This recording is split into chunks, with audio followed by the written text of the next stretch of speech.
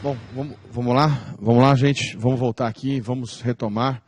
Nós estamos tratando da perspectiva do novo código no controle difuso e na análise dos precedentes, na valorização dos precedentes. E vimos, então, que o controle difuso ele tem uma lógica, ele não admite efeito expansivo não, que sim é uma questão processual, mas efeito vinculante de precedente. Isso depende de súmula vinculante ou de controle concentrado. O que se tem é o 927, incisos 1 a 4. Põe na lousa de novo o link, por favor. 927, 1 a 4, 1 a 5, que define que os juízes devem observar algumas questões, dentre elas o precedente. E agora vou falar da reclamação constitucional. É o 988, incisos 1 a 4, na redação dada pela nova lei que alterou o Código de Processo Civil. O novo código já alterado por essa lei de 2016. Volta para mim, Lincoln, para eu chamar atenção para a seguinte situação. Meus amigos, a reclamação constitucional, ela está prevista na Constituição. No artigo 102, inciso 1, a linha L. 102.1L de love. Olha que coisa chique. O 102.1L diz que compete ao Supremo julgar originariamente a reclamação constitucional. Inciso 1, a linha L, quando ou para preservar a competência de suas decisões. Então, se uma decisão viola a competência, ele pode julgar. Ou preservar a garantia da autoridade de suas decisões. Então, a ideia da reclamação é, se há uma decisão e um juiz descumpre essa decisão, cabe reclamação. Se o juiz de primeira instância descumpre essa decisão, cabe reclamação no Supremo. Veja que você sai da primeira instância, encurta o caminho e já vai em Deus. Já vai pedir lá a decisão logo lá de cima. Olha que coisa interessante, você vai suprimir instâncias porque o juiz não está cumprindo um efeito vinculante. Mas a lógica é que este tamanho efeito decorre de um efeito vinculante. E este efeito vinculante, até hoje, antes do novo código, só estava previsto na Constituição, que fixou duas situações de efeito vinculante. Súmula vinculante ou uma decisão em controle concentrado, em ADIM, só em ADPF, mas não no caso do Zé, do habeas corpus. O que se poderia pensar, então, que esta situação erga omnes, ela dependeria de uma súmula vinculante, de uma decisão em controle concentrado em ADIM, ADPF, ou até de uma resolução do Senado. Agora, o que o novo código está dizendo é que a decisão no precedente vincula, e o seu descumprimento cabe reclamação constitucional. Meus amigos, com o máximo respeito, eu entendo que o novo código, muito embora tenha tentado solucionar um problema hoje de coerência das decisões, ele atropelou o modelo brasileiro. Ele importou o modelo de precedente americano, mas se esqueceu que o modelo é brasileiro e não adaptou. E aí definiu o efeito vinculante sem estar previsto na Constituição.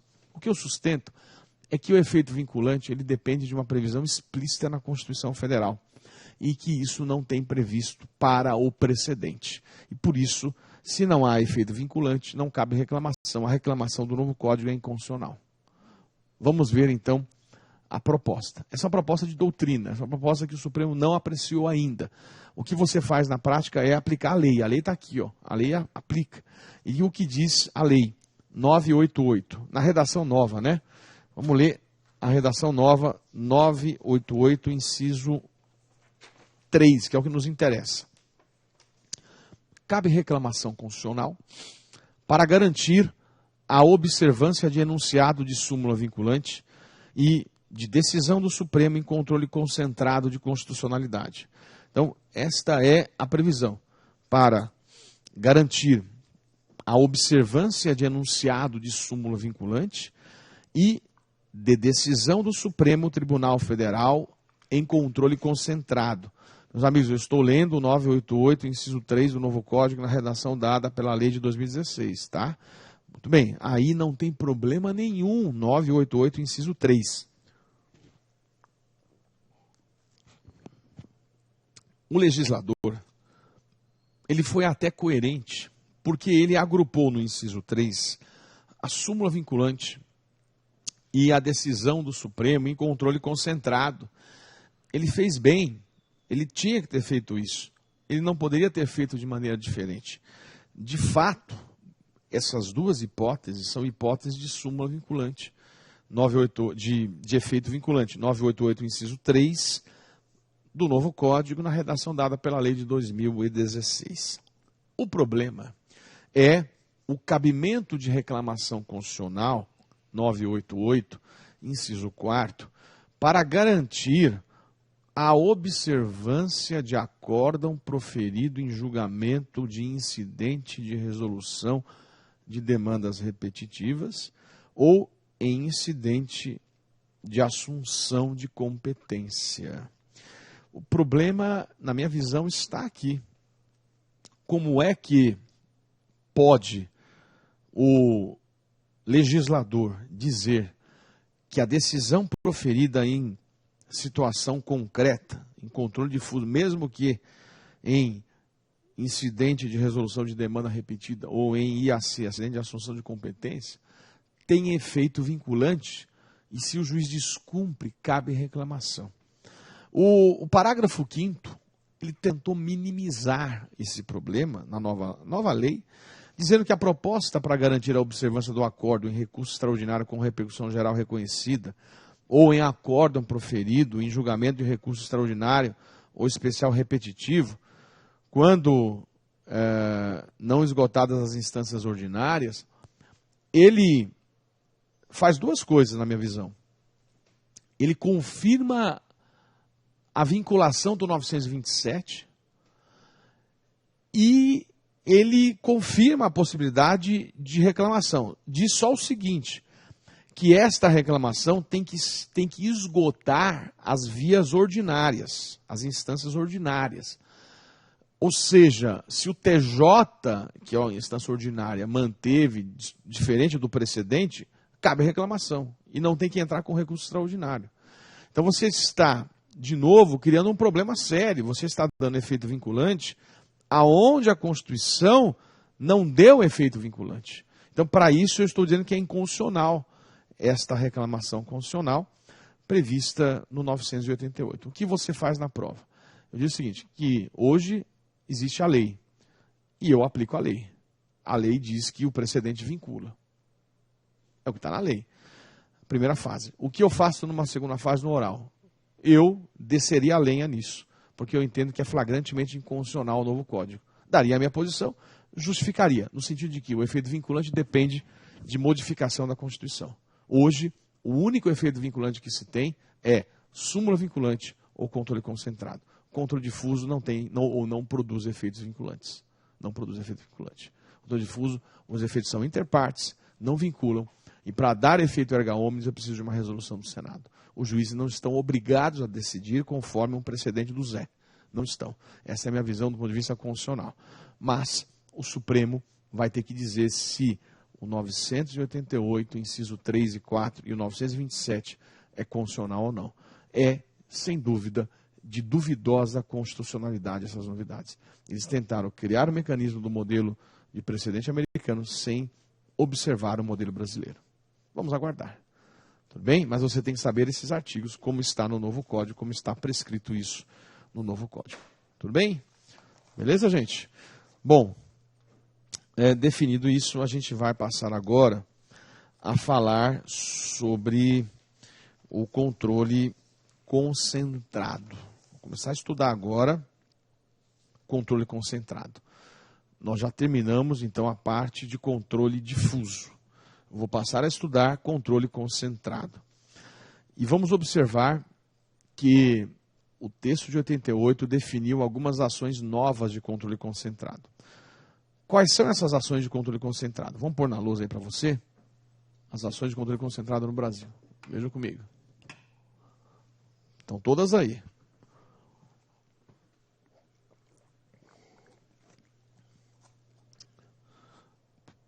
Vejam lá, meu aluno amigo do curso online tem a facilidade de dar um pause e olhar com calma isso tudo. Eu vou ler para vocês o texto, o que está aí.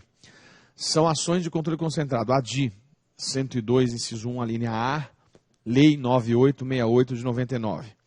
Este modelo de ação surgiu pela primeira vez por meio da emenda constitucional número 16 de 1965. Este foi o surgimento do controle concentrado no Brasil. Emenda 16 de 1965. Foi quando surgiu o controle concentrado no Brasil. Esta emenda 16 de 65 fez a previsão de que haveria um exclusivo legitimado para propor esta ação, que era, à época, vimos no histórico, o Procurador-Geral da República. O que é que o texto de 88 faz? Amplia. E hoje os legitimados para propor esta ação, que muda de nome, era representação de inconstitucionalidade, e passa a se chamar ação direta de inconstitucionalidade, ou ADI, ou alguns chamam de ADIM, os legitimados são os do 103, o rol do artigo 103, uma ampliação brutal em 9 incisos do artigo 103.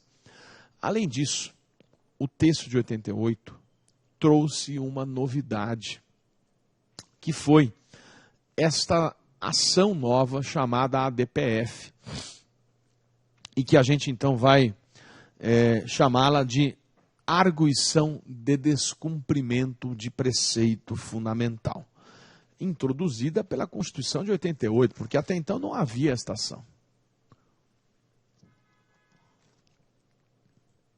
Muito bem. A ADPF, ela foi regulamentada só 11 anos depois. Está a lei de regulamentação da ADPF, a 9882 de 99. Como não havia na Constituição uma definição desta ação, não havia elementos que dissessem como funcionaria essa ação, isso dependeria de lei, porque o próprio texto da Constituição diz que cabe à ADPF na forma da lei. O Supremo entendeu que deveria aguardar o advento da lei para julgar a primeira ADPF, conhecer, melhor dizendo, a primeira ADPF. E, portanto, todas as ADPFs que foram propostas de 1988 até o advento da lei, nesses 11 anos, nenhuma ADPF foi conhecida, porque o Supremo dizia, não tem lei. Se não tem lei, não tem definição de como funciona o procedimento. Portanto, não posso conhecer a ADPF. Então, nenhuma ADPF foi conhecida nesse período. Tudo bem? Vindo a lei, as ADPFs passaram a ser julgadas e hoje esta ação cumpre um papel extremamente importante na solução de casos extremamente relevantes, como, só para ilustrar já desde o início, uma ADPF que discutiu a questão da interrupção da gravidez de feto com anencefalia, a ADPF que debateu a união estável, a ADPF que debateu, por exemplo, a importação de pneus usados, questão ambiental extremamente importante, a ADPF que discutiu a interrupção da gravidez de feto com anencefalia, já falamos essa? Então, são decisões. A ADPF que discutiu a nomeação do Lula, ministro de Estado. Então, você tem temas extremamente importantes aí sendo debatidos em ADPF. Vamos ter uma aula para falar sobre ela. Fiquem calmos, vamos lá. Volta para a tela, vamos lá. ADO, Ação Direta de Inconstitucionalidade por Omissão, regulamentada na Lei 12.063 de 2009. Nós temos aqui em 88, pela primeira vez, a introdução de instrumento de controle de omissão normativa. A ADO surge junto com o mandado de injunção. E esta é a novidade, no texto de 88. Além disso, vem uma emenda constitucional número 3 de 1993.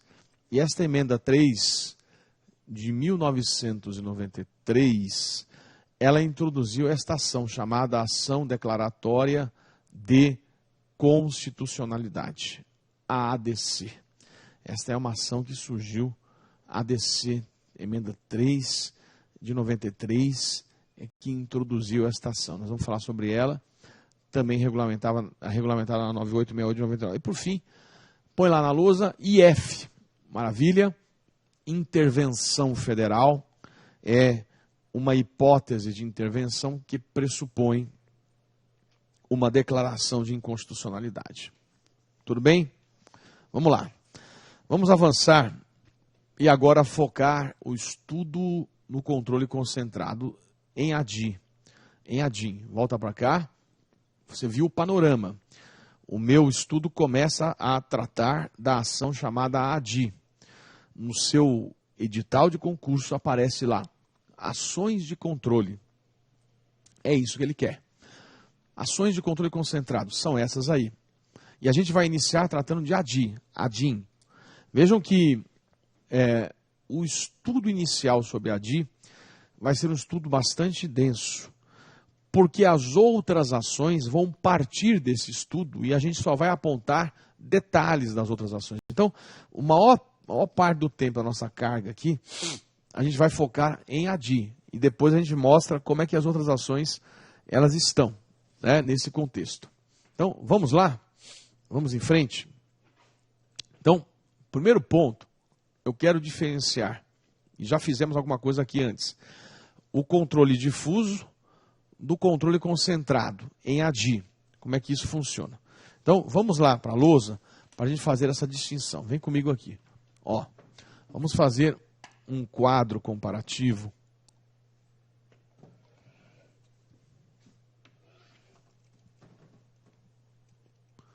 Vamos colocar controle difuso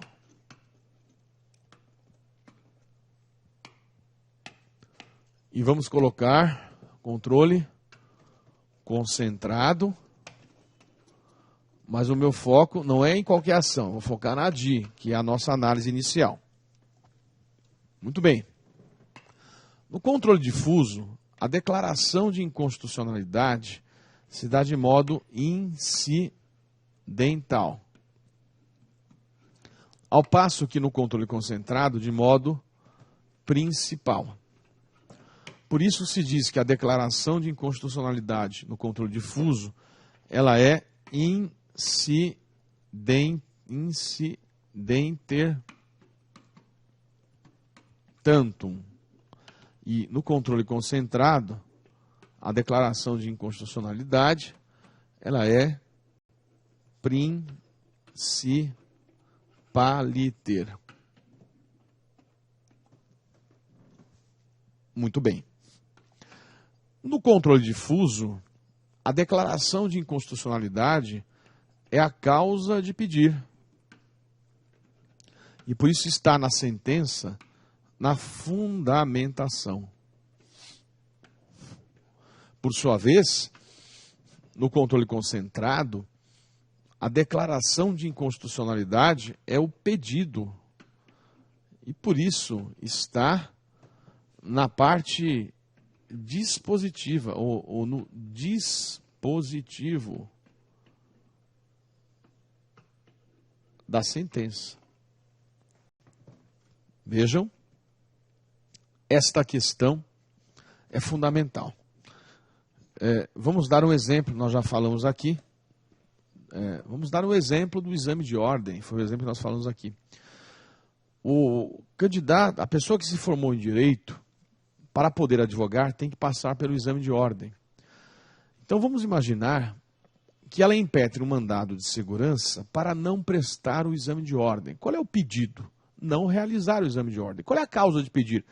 A lei que estabeleceu o exame de ordem viola o artigo 5º, inciso 13.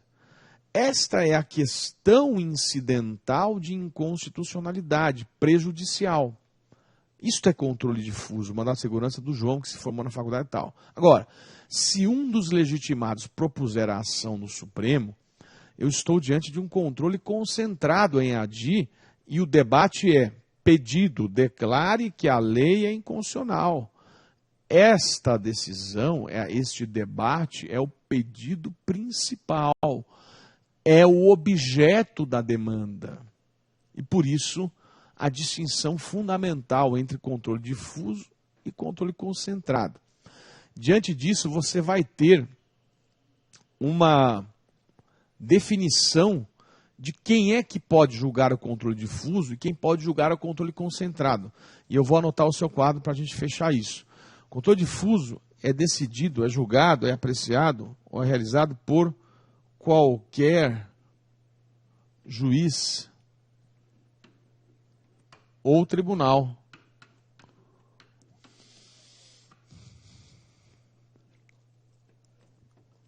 Qualquer juiz ou tribunal é que realizam o controle difuso. Claro que qualquer juiz ou tribunal, observadas as regras de competência. Enquanto que o controle concentrado em ADI, ou vai ser julgado pelo Supremo, ou vai ser julgado pelo TJ. Ninguém mais realiza controle concentrado por ADI. Só o Supremo ou só o TJ. ADIM federal no Supremo ou ADIM estadual no TJ. Mas ninguém. Com tranquilidade você escreve na prova. E quando eu digo controle difuso qualquer juiz ou tribunal, eu posso ter inclusive o STJ realizando o controle difuso. O STJ, que é um tribunal que surgiu em 88 para julgar a interpretação da lei federal.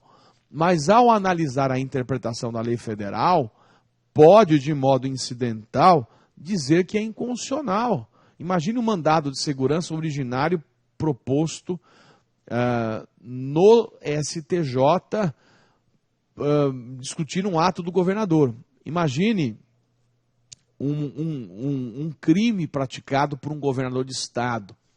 Imagine vocês que um governador de estado matou alguém. O homicídio praticado por um governador é julgado pelo STJ. Imagine vocês que ao julgar a ação penal se entenda que há alguma inconstitucionalidade. Esta questão é suscitada incidentalmente. E o STJ, então, realiza controle difuso também. Também. Controle difuso. Agora, concentrado, jamais. Jamais. Concentrado ou é Supremo ou é TJ. E ponto. Ponto final.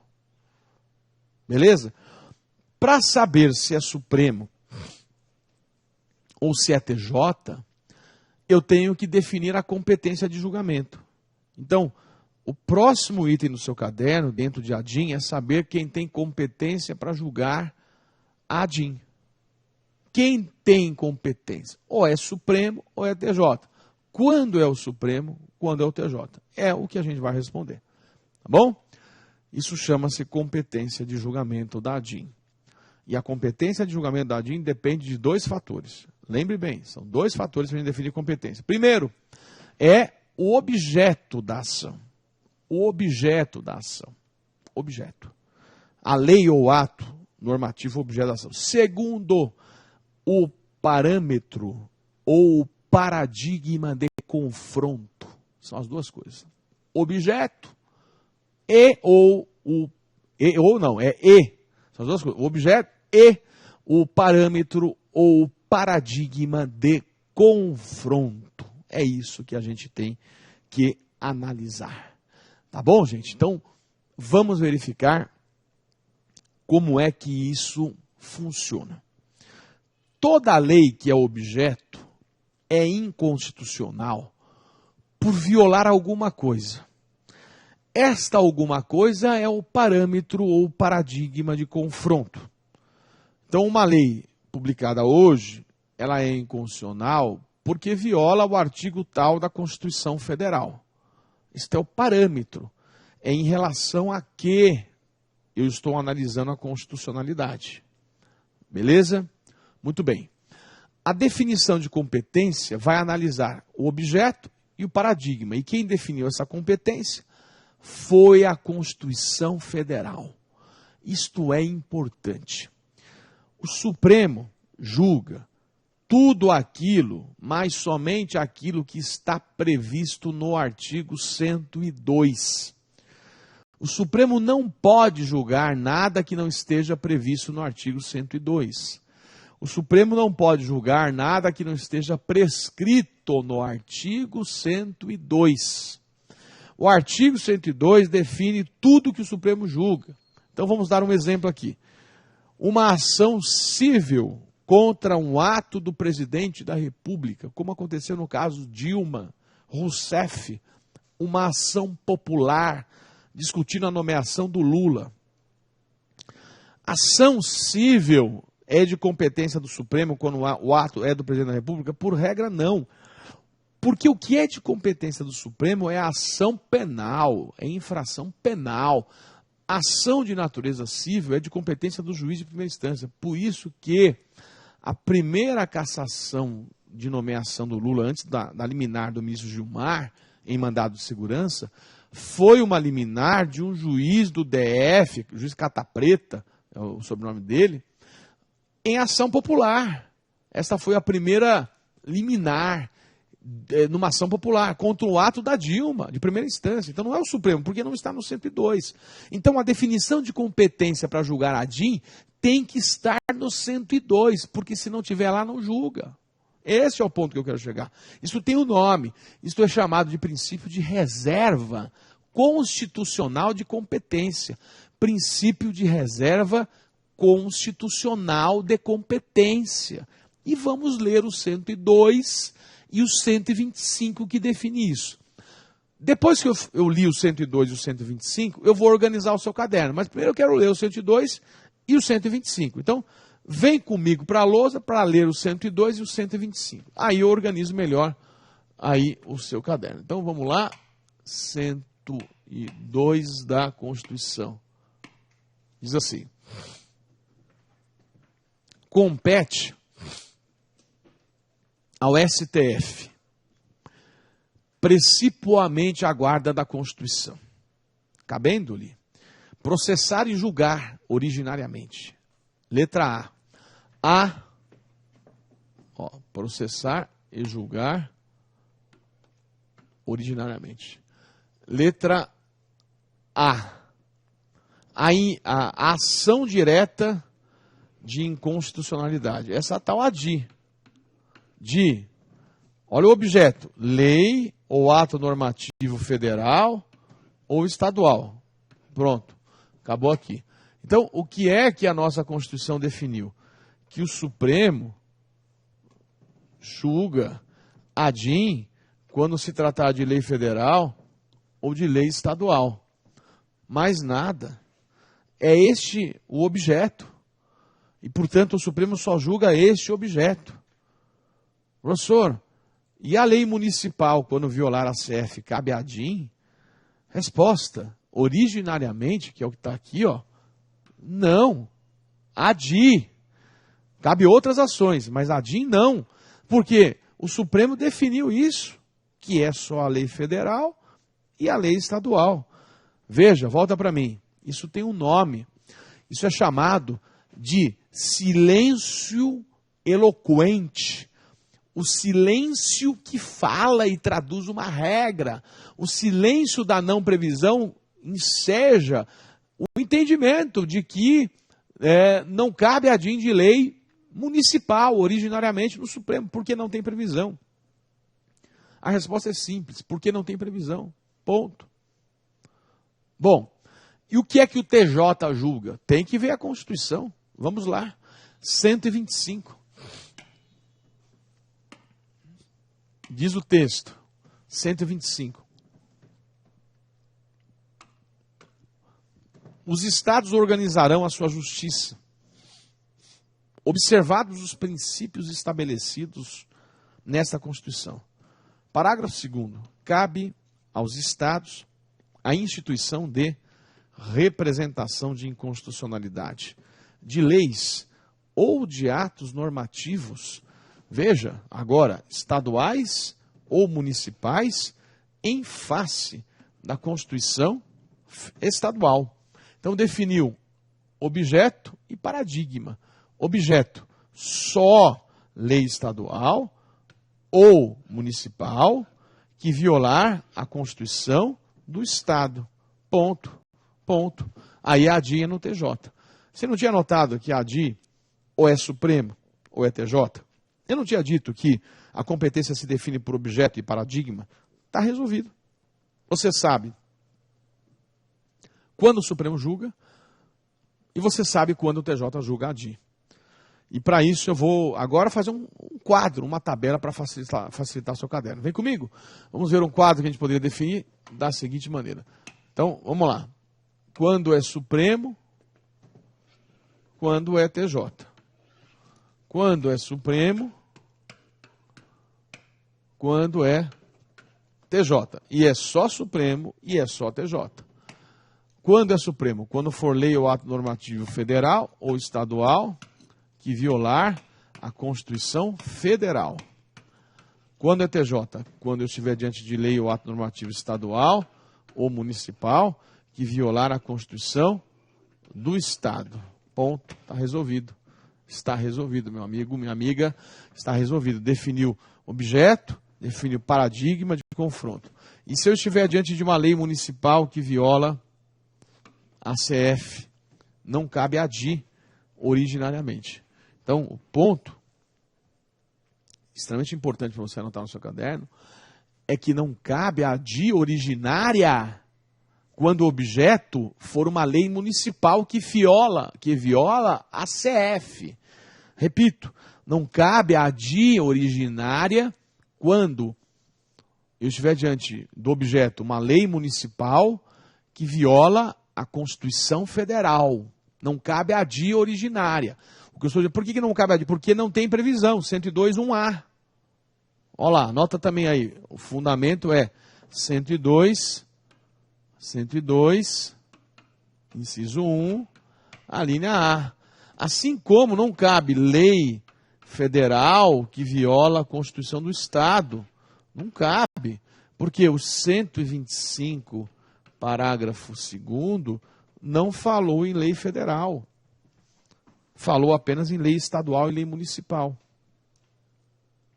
Tudo bem, gente? Ficou claro isso? Muito bem. Neste quadro, eu tenho que analisar duas questões importantes. Isso seria uma noção básica de competência. Agora, duas questões importantes que são as seguintes. A primeira delas. Coloque dentro do tema competência, dentro da matéria competência, abra um item aí no seu caderno e coloque o seguinte instituto chamado simultaneidade de ações. Simultaneidade de ações. Põe na lousa de novo, Lincoln, para você perceber que é possível que a lei estadual esteja sendo discutida no Supremo, mas a mesma lei estadual esteja sendo debatida no TJ. Pode. Ué, você viu o objeto? Isso é chamado de simultaneidade de ações. O que fazer na hipótese de simultaneidade de ações? Quando isto acontecer? Quando a mesma lei estiver sendo debatida tanto no Supremo, numa ADI originária, como no TJ, numa ADI originária.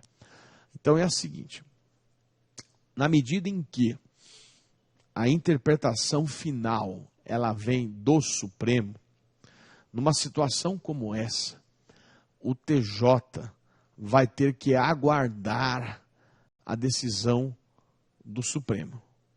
O TJ vai ter que aguardar a decisão do Supremo. Então vamos colocar a seguinte situação. O TJ vai aguardar o Supremo resolver e depois que o Supremo resolveu, o TJ vai ter que seguir ou não esse entendimento. Vamos ver como é que funciona isso. Então vai depender de qual vai ser a decisão do Supremo. Eu vou colocar as hipóteses na lousa. Então, nessa situação que a gente está tratando, né? Que é a situação de simultaneidade, se a decisão do Supremo STF, e a primeira hipótese, for procedente, o que significa isso? Se a decisão do Supremo for procedente, a lei estadual é inconstitucional. Portanto, a ADI no TJ fica prejudicada. Porque ela perdeu o objeto. O Supremo não declarou inconstitucional? Aí a ADI fica prejudicada. Tudo bem? Maravilha. Hipótese 2. A ADI no Supremo, cujo objeto é o mesmo, é julgada improcedente. Portanto, qual é a consequência disso? A lei estadual continua válida. Porque ela não foi declarada inconstitucional. E no mundo jurídico, qual é a consequência disso? O TJ poderá declarar a inconstitucionalidade dessa lei estadual por um outro fundamento diverso do ou daquele considerado pelo Supremo. Perfeito? Então, o TJ poderá declarar a inconstitucionalidade desta lei estadual, mas tem que ser por um outro fundamento diverso daquele considerado pelo Supremo. Tem que ser um outro fundamento.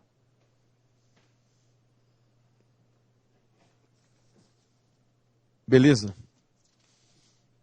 Bom, essa era uma questão que decorre da matéria competência. Agora, uma outra questão é a seguinte. Vejam a tabela de novo aqui. Vejam comigo. Vamos voltar aqui. Vamos voltar aqui. E vamos observar o seguinte. É possível... Aliás, vamos voltar aqui, peraí. Aqui, ó. Vamos apagar aqui porque eu vou destacar a lei municipal. Então, a gente já colocado aqui lei estadual e aqui lei estadual. Já resolvemos esse problema. Agora, o que eu quero discutir é como é que fica a lei municipal, tá? Nós já vimos que não cabe a ADI se esta lei municipal viola a ACF. Não cabe. A ADI originária. Cabe a DPF. Cabe outras ações. Mas não cabe a ADI originária. Esta lei municipal tem que ser discutida no TJ. E o que o TJ aprecia não é a CF, é apenas a CE. Não cabe a ADI para dizer que a lei municipal viola a CF no TJ. Por quê? Porque o texto não quer. Eu vou mostrar de novo, gente. É questão de letra. Ó, ADI de lei estadual ou municipal em face da CE. Ponto. Então aqui, no nosso quadro, em face da CF, não cabe, porque não tem previsão. Deu para entender? Deu para entender? Bom, vamos imaginar que esta lei municipal foi, então, discutida no TJ. Então, esse é o ponto. Você está debatendo a lei estadual no TJ. Vamos imaginar que este acórdão diz que a lei do Estado, a lei municipal, é inconstitucional por violar a Constituição do Estado. Normalmente, a decisão do TJ é dada de modo originário no TJ e vai terminar no TJ.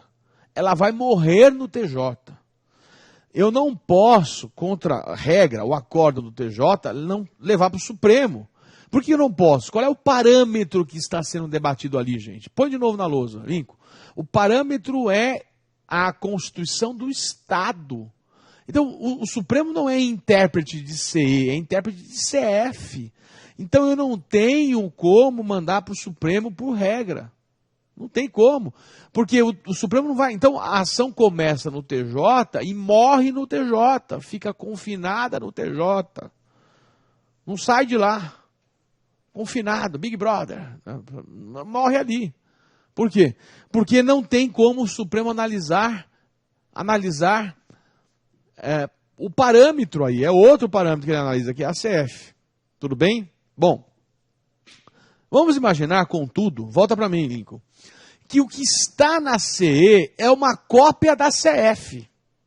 Imagine que o que está na análise é não algo da CE, mas algo que foi imposto da CF. Que foi copiado como se fosse um espelho da CF. Se eu imaginar que o TJ vai morrer a ação ali, eu acabei de transformar o TJ em intérprete final da CF, o que ele não é. É o Supremo que é o intérprete final da CF. Então, em situações muito particulares, que eu já vou dizer e ditar para você qual é, vai ser possível tirar do TJ e mandar para o Supremo interpretar, não a CE, porque o que está ali é a CE, mas no fundo é a CF, e só está ali por força da CF. Isso tem um nome. Isto é chamado de norma de reprodução obrigatória ou compulsória da CF na CE. Repito, norma de reprodução obrigatória ou compulsória da CF na CE. O Estado só colocou na Constituição do Estado porque há uma ordem da CF. Vamos dar um exemplo de norma de reprodução obrigatória ou compulsória. Artigo 61, parágrafo 1º, inciso 2, 61, parágrafo 1º, inciso 2, a linha C de casa. Diz o 61 para o 1º 2C que compete, na verdade, que é de iniciativa privativa do presidente da República as leis que disponham sobre servidores públicos da União. Então, para dispor sobre servidor público da União, a legislação tem que ser de iniciativa do presidente da República. Por simetria, por ordem, como se fosse um espelho copiado, mas obrigatório, a lei para dispor sobre servidor público do Estado tem que ser de iniciativa do governador. Porque o 61 para 1º 2C só falou servidor público da União. Então, a lógica por simetria, por comando obrigatório, é que o servidor público do Estado seja tratado por lei de iniciativa do governador.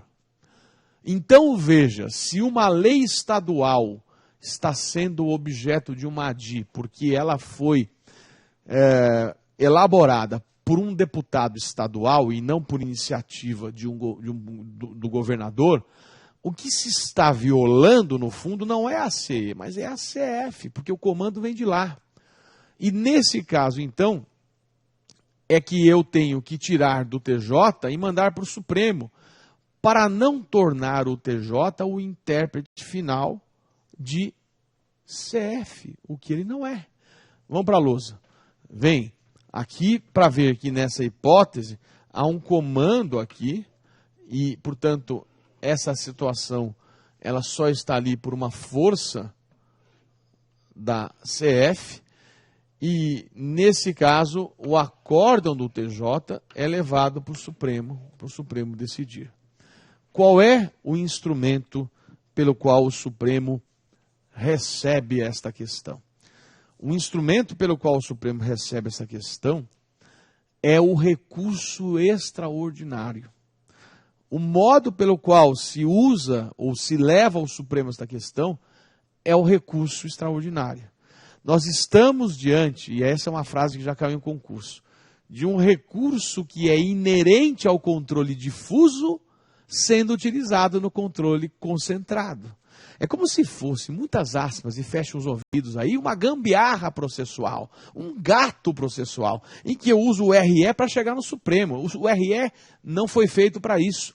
O recurso extraordinário foi feito para atuar no controle difuso. E por isso é que você tem uma ferramenta para tirar do TJ e levar para o Supremo. E aí sim, meus amigos, põe na lousa de novo, Lincoln, o que vai poder ser objeto de julgamento pelo Supremo é a lei municipal. O Supremo vai poder julgar a lei municipal.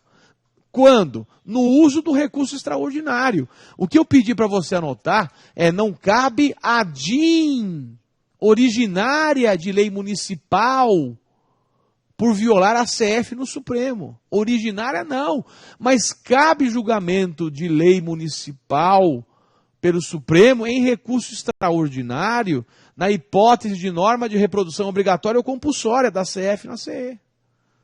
Aí sim, ele vai julgar a lei municipal no recurso. Querem um exemplo? Anote aí, depois você lê com calma os acórdãos. RE 199-281. É um exemplo. RE 199-281.